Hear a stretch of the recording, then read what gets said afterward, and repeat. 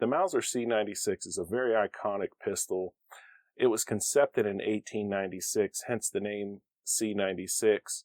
And so it was made a very long time ago when the gun industry was transitioning from revolvers to semi-automatics. So this is one of the first semi-automatics to ever come to be. It is not necessarily the first, but one of the biggest ones that actually went on a massive scale. And this is just a quick review of this particular one and giving some details about these guys. Now, I'm not Forgotten Weapons or a antique gun expert, but I will do my best to give some good advice and knowledge about these. So this is also well known as the broom handle because the grip on it does resemble a broom handle. When they made these, it was pretty cool how they did it because they were kind of stunting and they wanted some flair on the pistol. So some of the parts on this were actually fire blued.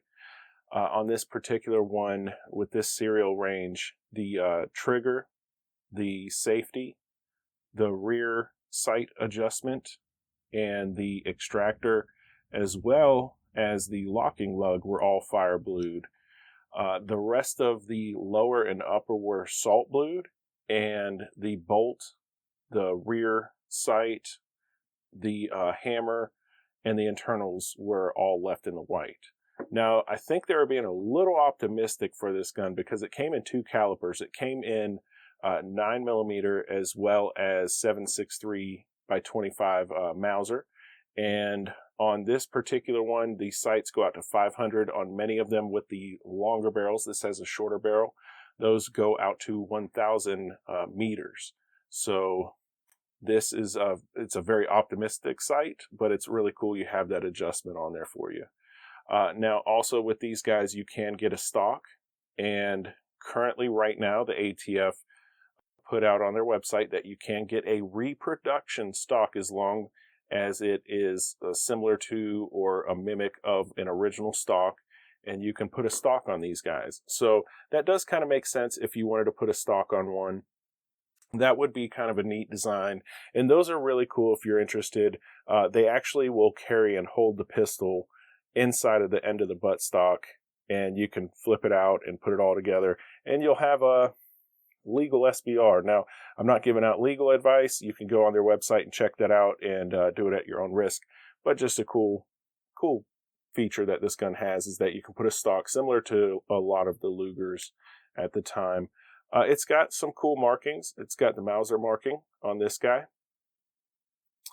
It has the, I won't attempt to say this. Well, let's go ahead. Waffenfabrik, Mauser Oberndorf, a Neckar, something like that. It's got the U with double crowns, like back here. Sorry, I'll get it to focus, hopefully. On the bolt, it has the U with double crowns on the upper here, near the barrel, and also the Waffenfabrik Mauser Oberndorf on the top of the barrel there. So it's got some cool stuff on it. It's very interesting when you pick one of these up, trying to figure out where they came from and everything about it, because the Mauser factory actually burned down. I believe it was bombed during World War II, so it's kind of tough to pinpoint some of the exact details on Mauser pistols or Mauser guns in general at that time. But looking at the serials, this gun is a non-matching. It's a no-frill shooter grade, so it has a non-matching different lower and different upper. And it's in about the 500,000 range on the lower. And for this guy, I believe the lower was built around 1910 to 1912, and the upper was, I believe, from 1923 to 1930-ish. So that's about as far as I went into detail trying to figure this gun out. But it is just a very cool, iconic gun, something that, you know, it's very nice to have something like this in your collection. It's not very ergonomic or practical by today's standards. It feels very top heavy, especially with the smaller grip. I know people were smaller back then, so it was a it's very tough for some of our modern big hands to carry, but It's just a very cool design, and it shows how far we've really come with semi-automatic pistols. This was one of the very first semi-automatic pistols, and it really paved the way, and it's just an iconic gun that showed that we were taking a step forward with technology with guns, especially with pistols. Now, it does have some cool features. It has a locking lug in it, so it will break the lugs, so it breaks that action. And as you do that, it has a bolt that rides inside of the upper. So as you shoot it, the pressure will break that loose. It'll pull your bolt back, strip a round out, put it, bring another round from in the chamber. And it's a very hefty, thick bolt. So I just think it's really cool that they were doing something like that way back when. And it also used stripper clips. So this is an internally fed magazine system. And you have these stripper clips. So you would place one here, strip your rounds off into the gun. And when you're done and you load it up, it'll just send that bolt home and load the chamber as you do that. Now, once that's done, you would want to most likely put the safety on, or you could just start firing away. So in order to put the safety on this guy, right now the safety is off. It's in the very rearward position. You would just pull that hammer back, put the safety on, and you're good to go.